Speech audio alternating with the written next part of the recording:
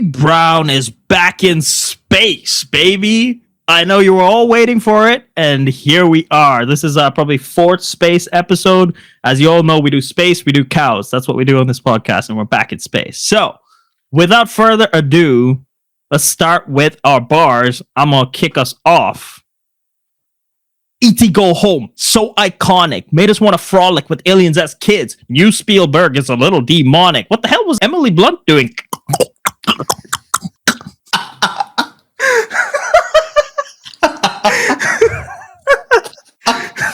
Yeah. That's all I had. We should do the whole podcast in like... Oh, you did that better than me, actually. All right, or do your thing. I don't think I could top that, all right? But here we go.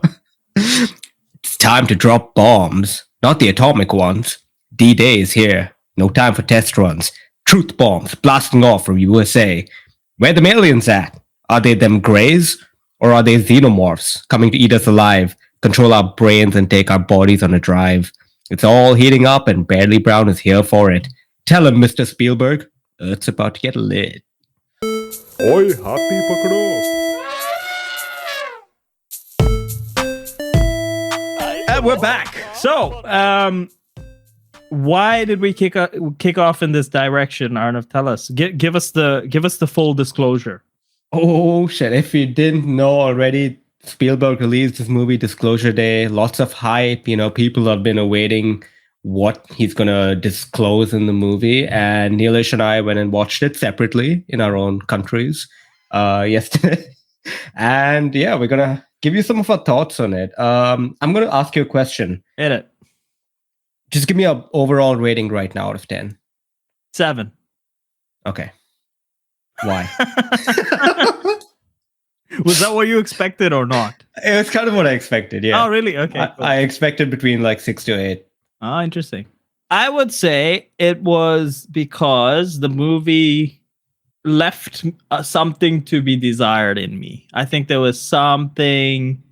First of all, I think it was the actors for me, to be honest. Maybe we need to break down what the movie is first, and then I could go deeper into my analysis. I'll be honest. I actually I'm confused.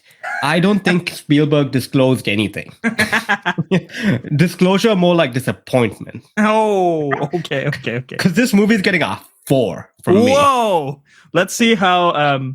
Once we break down this movie, the pattern usually is Arnav switches his score by the end of our breakdown. So let's see if that happens today. Okay, so let's recap the story. This is full spoilers, so whoever doesn't want to listen, just skip to the next section or whatever.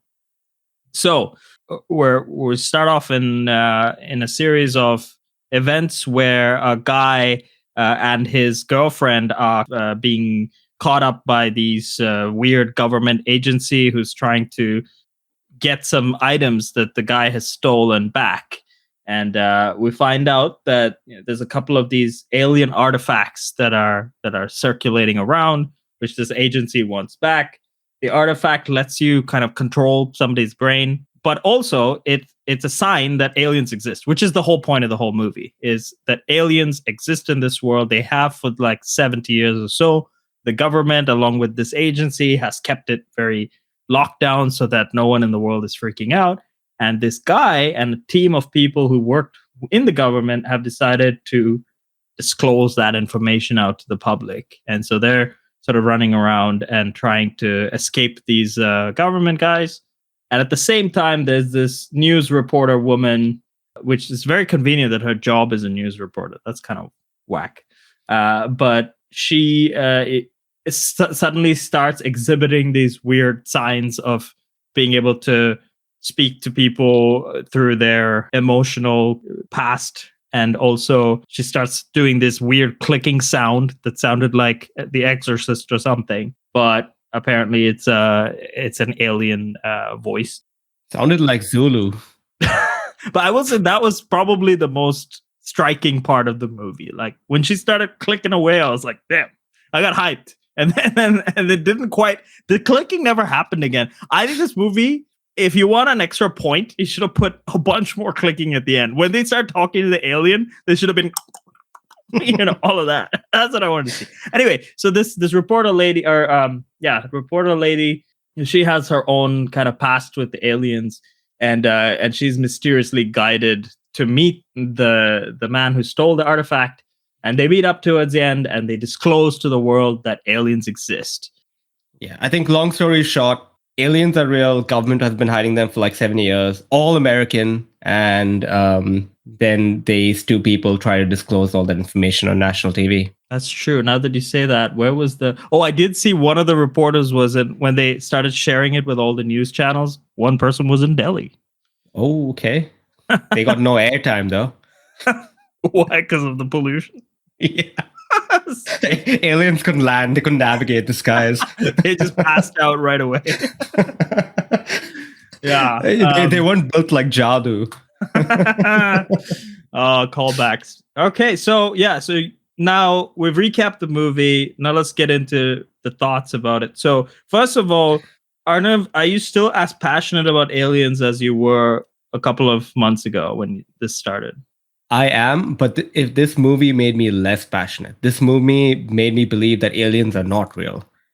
Spielberg, you ruined it. What did you think about the aliens? I like that he chose, again, spoilers, I like that he chose the aliens that we're all familiar with, right? From the old, like, movies, the greys with the lanky bodies and the big eyes. So I like the depiction of the aliens. I like the fact that it's been happening for years and we're going to try to find out why or what it is. But that's where it left me. To be blunt, Emily, it didn't do a great job. Okay? People are loving her performance, but I felt like she and the other guy, I mean, their chemistry was a bit weird. I mean, when they met, they're both destined to meet, and then they meet. I was like a little underwhelmed by it. And then also, I just felt like, those moments that they show the kids and then the aliens, like the kids were like basically abducted from their homes and then injected with alien kind of mental powers. I thought that was a more compelling kind of story. I feel like they should have made this whole movie with the kids and then maybe at the end had them as adults disclose it or something. But it just felt like the heart of it, when she's walking in the forest with all these animals and stuff. That was cool. It was like Polar Express kind of vibe. Although the CG was not very great, to be honest. Yeah, I think you hit the nail on the head there, right? Like, it feels like he tried to explore so many different things without actually sticking to one, like, story in there. It feels like there was several different plots going on. I didn't feel like the whole government intervention, the chase on the train, and all these like action type scenes were actually necessary. It left, like you said, it left me wanting for more. I want to know why the aliens were there, what they were doing, how long we've been interacting with them, what this technology is. But we found out absolutely nothing. And also, if they just wanted to do it live, they should just gone on Instagram or TikTok. There was no reason to go on Kansas television and have them in the network room, like broadcast to everywhere. I mean, let's chill out. Well, it's showing his age, isn't it? Like any young director, like, just chuck on IG Live and broadcast the aliens there. Yeah, get Drewski to be a part of it. Get Aisha Speed to be part of it. Oh, man. Well, so that was Disclosure Day. I will say there is something that I did like, which is the message, right? The message, which clearly was going on, was there's so much conflict happening in the world at that time. And even now, he talks about how they're one step away from World War III and people are in the grocery stores grabbing all the groceries and things. And the underlying message I feel like feels like an old Spielberg classic message, which is that empathy and humanity needs to realize that we're not trying to have wars, and even these aliens are telling us to be nice to each other and so on. So that was nice, but the execution was a little off to me. But hey, I'm not going to sit here and critique Spielberg like I know. I am. I am, because I'm the space guy, all right? Spielberg. Well, it's about time we put some Indians in space. Yeah. Let me ask you this question, all right? If that actually happened, right? We get a worldwide news emergency kind of report now saying, hey, aliens are here. They visited us. It's all true. It's all accurate. Okay, full confirmation. What do you think actually happens? I don't actually think that's going to bring on world peace like the movie wanted. I actually think it's going to cause more havoc, not unify people. First things first, like we said, none of us have access to live streaming news channels. So none of us have the TV anymore. So we'd probably be seeing clips of it on YouTube after the fact. And maybe a bunch of 60 to 70-year-olds sitting at home might be the only ones who get that information for us. And what would we do? Yeah, I don't know. I mean, it depends on the nature of the aliens. Like, clearly this movie showed that we had just been torturing them for 70 years. And then they seem kind of weak. So in that case, it'd probably be like, all right, they're lame. But if there was a threat, I think then it might unify us. Yeah, I think a lot of people just try to make money off it. That'll probably be the number one human goal, won't it? That's it. Aliens, an untapped market. Staying on this space train, I have another thing about aliens that I want to talk about. Hit it. I've been watching this podcast. You know the lady from Big Bang Theory, Sheldon's girlfriend? Okay. Mayim Balik. Okay. So she runs this she's actually a neuroscientist. And so she has a podcast. She brings all these really interesting people. And she brought on this dude, Daryl Anka, who has supposedly been channeling an alien named Bashar for the last 40 years. Why is his name Bashar? He sounds Middle Eastern to me. Why is his name not? Maybe it is. Maybe only Daryl Anka can translate it. And so he came on and he told he was basically saying that Bashar lives in a parallel universe, which would technically be 500 light years away from Earth, and that he said disclosure is actually going to happen next year in 2027. Very specific. So maybe Spielberg and Bashar are linked. You hit upon something that I did think during the movie. I came out thinking the movie was not bad, but not great. So I was thinking, why would Spielberg make this? And then I started thinking, oh shit, what if it's actually real? Like so they wanted to put it out to the world, but they wanted to make it palatable. So they got the best director who has done all this alien stuff in the past. And they brought back a lot of his composer, the whole team of like legends from his era had come back and put it out to the world. It's like the bitter pill inside of a nice cake and feeding it to us. They're conditioning us for the actual reveal. Or that was the reveal. If so, it was quite underwhelming. Super underwhelming. Let's just say it left a huge space vacuum. It's already a vacuum. Oh my god. Anyway, this is going to be another episode where Arnav adds space before everything. As we've said before, for new listeners, this is a good drinking game to implement in your life. Every time he says space, get your favorite beverage and feed your oral fixation. Throwback. Daily Rants with Curiology. AI lucid dreaming. What if we could prompt our dreams? Imagine pulling up Dream GPT before bed and typing, "Make me Ryan Gosling in a space rom-com." It'll be like creating our own little game every night that we can jump into and load a saved state. We just got to make sure we don't leave them too open-ended, or else we might end up in a nightmare. And also make sure you pay for premium. We don't want any of those damn 30-second dream ads. So why Ryan Gosling specifically? Why couldn't you have been Shah Rukh Khan? That's the problem. There's not enough Indian representation. We need to just put more Indians. We need to put Shah Rukh in space. On that note, though, it's a great segue into what we wanted to bring back for the fan of this podcast. We were in our early episode, probably a couple of months ago now. We had a whole section where we were so fed up by the lack of Indian representation in space that we decided to create our own movie that we're developing here exclusively for the Barely Brown channel. This is a movie idea that we're putting together. So Arnav, can you give us a short recap on where we were at with our story on the last episode? Okay. So we've got our protagonist, Ranjit Reddy, who comes from a very humble background, and we are living in an age where interstellar travel is common, and Ranjit works in a space call center. One day he gets a weird signal, which he assumes is a call for help, and decides to go investigate.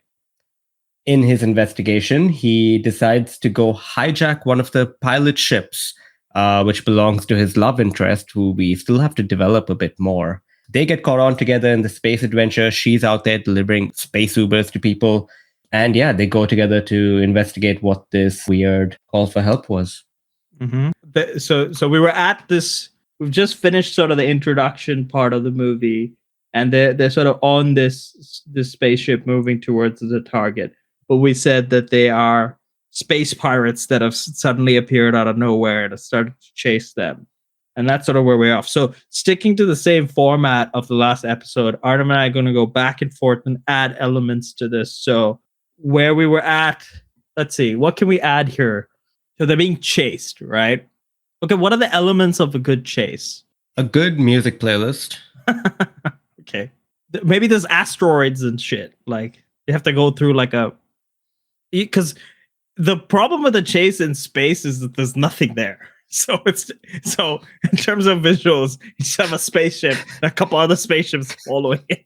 And they could just shoot it down if they want. So they have to like escape into like an asteroid field or something where there's, stuff they can hide behind. There has to be something like that. Okay, how far is this space call center from Earth? Where is it?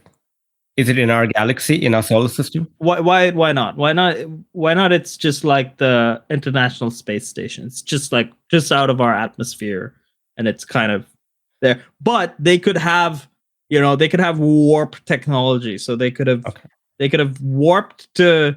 So they warped closer to the target, and they reached this asteroid belt where they have to navigate through it to get to the goal. Oh, that's actually good because it's a classic pirate ambush situation. Pirates sinisterly kind of come out of hiding and then start to converge on our team. And so now we see the skill of our protagonist, the love interest. So this is a good so that's what I've added, the asteroid field. So now you're gonna have to take us into the love interest's personality or something. Okay, so they've Ranjit and the love interest. We still don't have a name for. You can name her. I'm gonna name her Zelia. Okay, so she's not.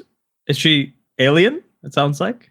Yeah, she's a hybrid. She's a hybrid alien-human combination. Whoa, a halfling. Okay. So Ranjit and Zelia are, they head off. Ranjit is trying to he's awkward, right? He's awkward. He's like, oh man, I tried to steal the spaceship and then I got caught. And now I'm sitting here while she's driving it around and I'm just sitting in the background, and he tries to put on some music. He wants to get the vibes going a little bit, and he's trying to be a cool guy. He's like, oh, we're going to go help this person. And fix something important. So what kind of music is it? What's the point of the music, and what kind of music is it? So he's awkward, so he needs to fill the silence. Okay, right? He doesn't know what to say to her. He's just sitting there twiddling his space thumbs. So she's full on let's go, let's get. Yeah, but she's getting her order delivered first. Let's remember that, right? No, there's no order at this moment. We're in the chase. I want you to get on the chase train. This is a second to second situation that's developing. We don't have time for your awkward guy to pick a playlist. I mean, maybe we do. That is quite funny. But if so, I want you to get with get in the zone, dude. All right. Okay, so he's playing He's playing the Mission Impossible. No, he's not, because it's copyrighted. We can't do that. Don't play the theme music from another movie. How awkward is this guy? Okay, he's playing something, right? He plays some music. I think he's playing something that's the opposite of the vibe that is going on. So it's like a chase, and he's playing some old Bollywood music or something. He's doing something stupid that he shouldn't have done. Right. He's playing some Bollywood jazz. Let's put it that way, right? He's playing Okay. some Bollywood jazz, trying to set the mood a little bit. And then she's like, Ranjit, what the hell are you doing? I'm trying to like get to this place. And then Yeah, she's dodging rocks and this is action, right? It's going on. There's pirates that's hitting into rocks and blowing up, and it's getting wild. Yeah. So then she tells Ranjit to Why are you so not in this chase sequence? Because I'm trying to think from the point of view of Ranjit, who's like just a normal dude. He's not ready for this shit. He's unprepared, just like me. Okay, so how does he feel when he sees a space pirate ship get blown up? He's freaking out, and she's telling him to get onto the blasters to help her. Yeah, exactly. Yeah, so she's like, Ranjit, can you blast some pirates for me? And then Ranjit keeps missing. No, and he does an own goal. he fires a shot and somehow hits a part of their spaceship. And then she's like, back off. Get off the thing. No. And then he gets better. He tries a bit, he misses a lot, and then he ends up actually like hitting one of the pirate ships, all right? Uh-huh. And the pirate ship crashes into an asteroid, blows up all over the place, and one of the parts hits their spaceship, pushing them into like this larger piece of rock where they crash land. It could be a rock, or it could be depending on how we sort of design it, it could just shoot them off course, and they're heading towards like this planet that they didn't need to. Okay, yeah, that's better. So they veered off course. That's where I'm going to leave it. Okay, great. So they've crash landed somewhere. It could be a rock. It could be another planet. I like the other planet thing because then they could interact with something that's there. Some glue bops. Yeah. Now is a good time to introduce an element that I've been thinking about. The thing that they have to deliver is, I would say it could go one of two directions. It could be either we could go with it's a creature of some type that they didn't know about, but then the box opens or whatever, and they're like, oh shit, it's a creature. Or it could be this kind of AI intelligence thing, but whatever it is, something that they can communicate with. So it's like they crash land, and then the box that they're delivering starts like beeping or whatever, and they're like, oh shit, it's gonna blow up, it's gonna explode. And then they're trying to like solve that, and then it kind of beeps to like its climax, and then it pops open, and inside it is something.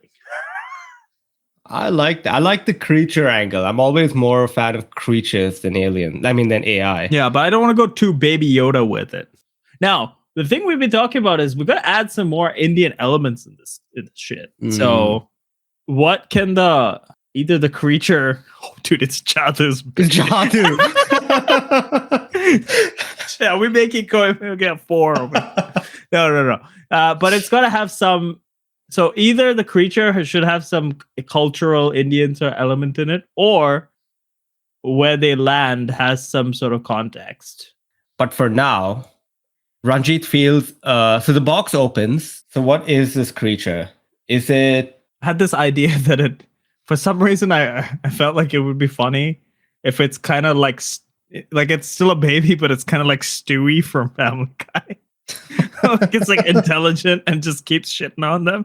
It's like you can't even do one job right. All you have to do is say, Okay, let's go down that route. Okay.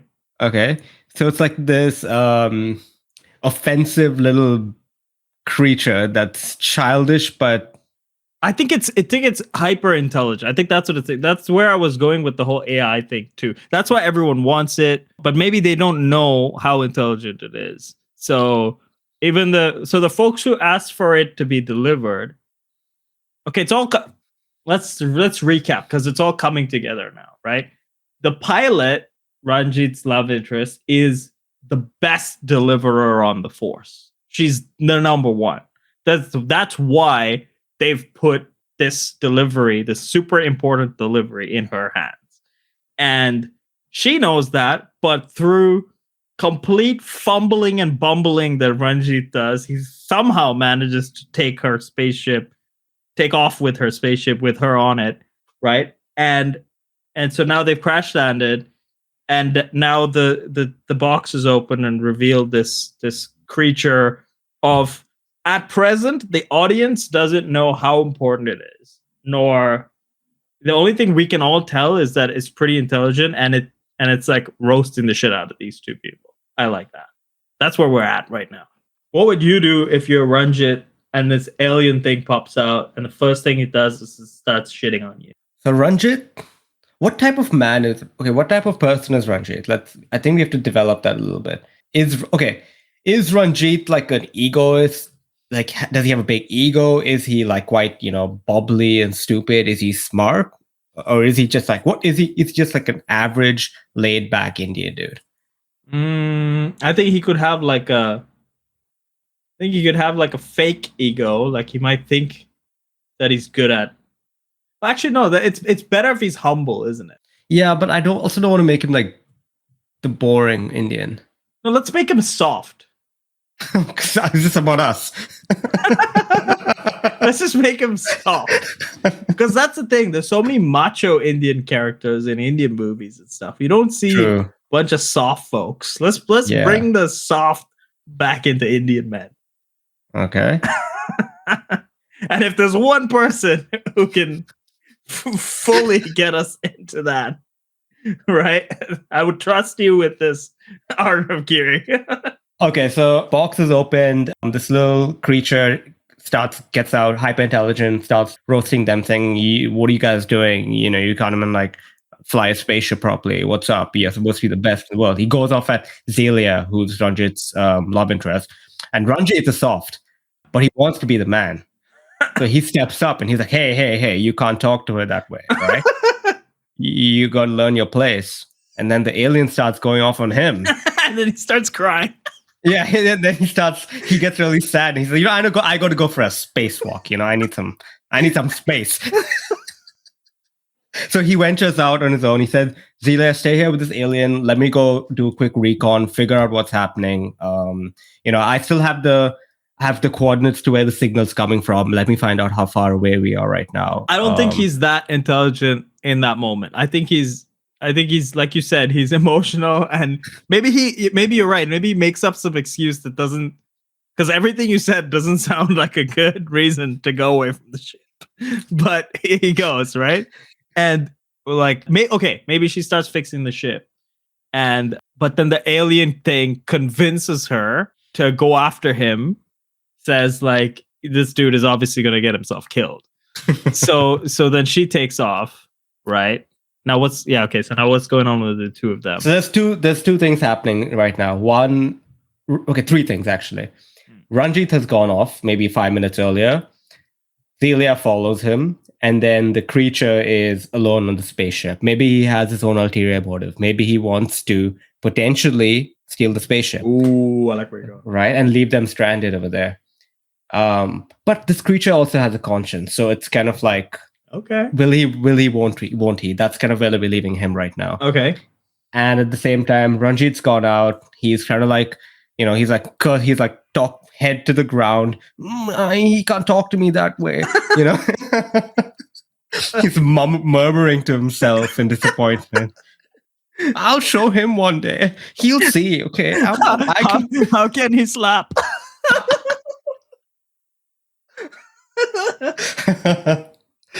So he's off. He's like, his brain is just like full of sadness and anger and shame at this point. So he's walking off, not paying too much attention. Yeah, that's good, because that triggers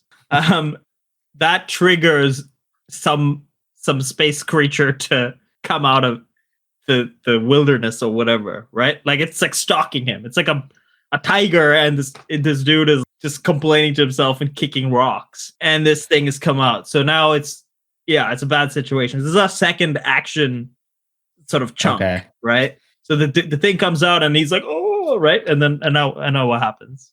And so he's about to like he tries to run away. He trips and falls, as everyone does while running away from danger. Perfect. And who shows up? Yeah, Celia.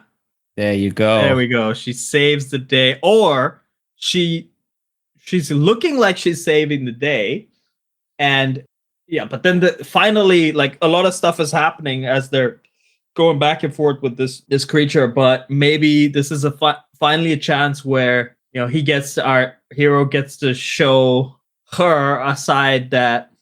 So until this point, she's just kind of annoyed with him because he seems like a whiny, annoying guy. But maybe there's a chance to run and leave her or something like that, but then he doesn't. Some redemption. Yeah, he's gonna show his heroic tendency. And he does it in a smart way. He doesn't like fight his way out of it, but he finds some sort of like interesting, smart way to that. I like if what if he ends the violence without it being violent, and he like thinks of a soft way to end it. Like he follows Gandhiji. Yeah, like the creature is like just needed like some food or something. Like there was some secret to unlock why it was angry.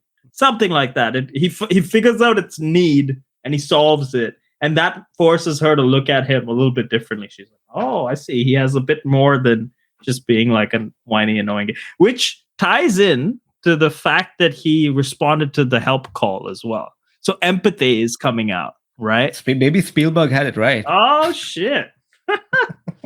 All right. Now we gotta, I think to end our discussion on this episode, we should get them off the planet and towards because we've got the beginning of the movie. We solved that last episode. This is kind of like the getting us to the middle. Yeah. This is that sort of chunk. So how do we get them off and on their way, on their merry way towards the end? Okay, so they are now they've ventured out a bit. They figure out, they find some like useful items along the way that they pick up, and they're like, oh, maybe this will be helpful. And then at that moment, Ranjit is like, hey, what if that creature steals the ship? And he suddenly gets that realization. And Zelia is left in disappointment because she feels stupid for having listened to the creature and left her station.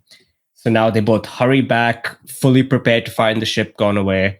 But instead, they see the creature standing there, and he's fixed everything. He's hyper intelligent. So he's fixed all the problems that Ranjit caused. And he's like, are you two done? Can we go now? Right.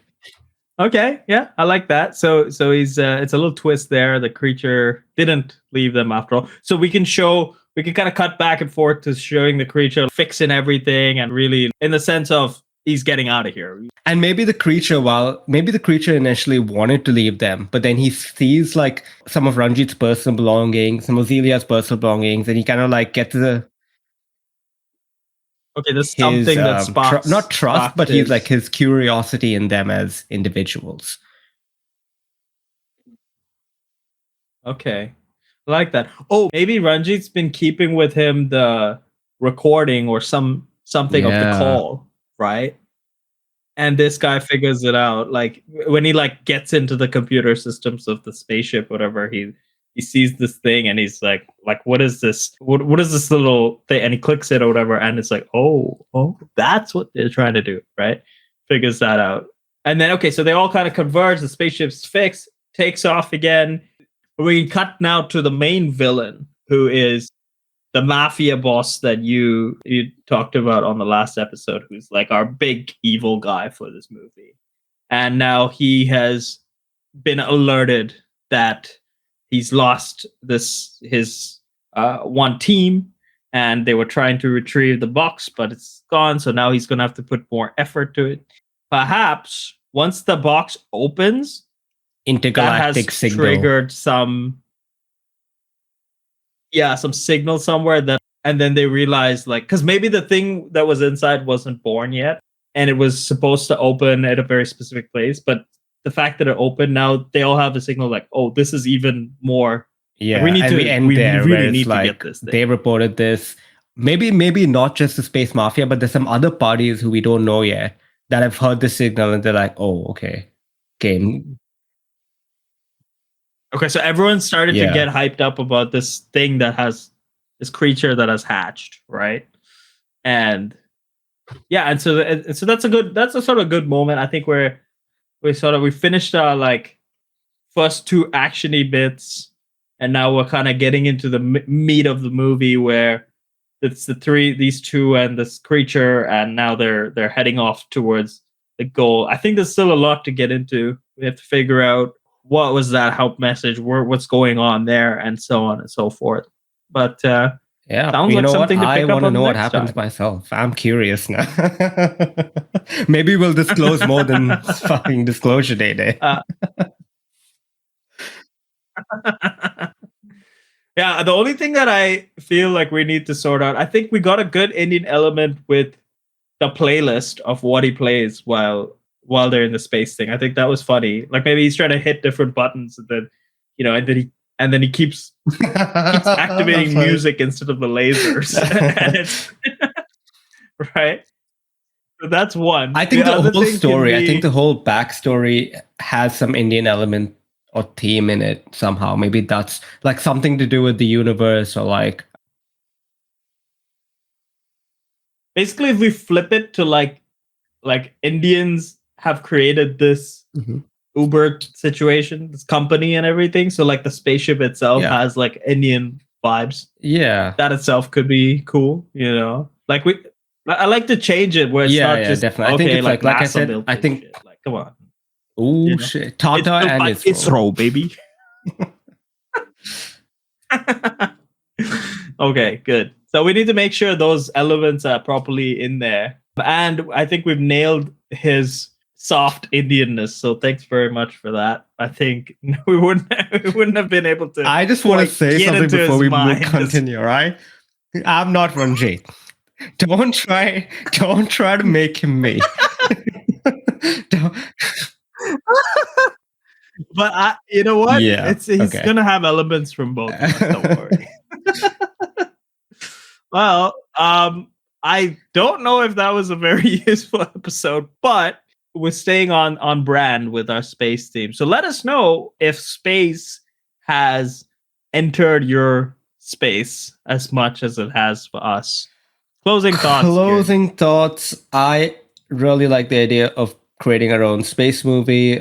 Maybe we can build it more in another episode soon. Disclosure Day was very disappointing. I'm very upset. I wish it could have been better. And remember to follow us on Spotify at Barely Brown Podcast. At how do I mess this up every time? What is Barely Brown Podcast? Is that Follow us on it? Spotify at Barely Is that Brown, really on it? YouTube at Barely Brown, and then on social at Barely Brown Podcast. Oi, All happy right. pakdo.